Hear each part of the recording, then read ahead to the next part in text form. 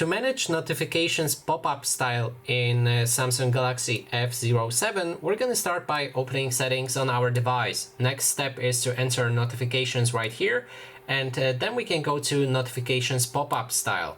That way you'll be able to adjust the settings, like when you receive notification, it will show you a brief bar with the notification first text, or detailed, which will show you the entire notification with all of the details.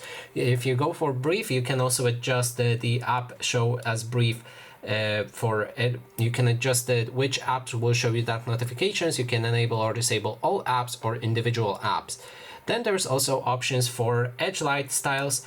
This is edge light notification, so if you receive notification, it will show you as this specific edge light that you can customize right here.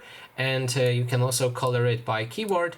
Just enter a keyword to brighten notifications with colors when titles match names of the words that matter to you, that you enter right here in the keyword.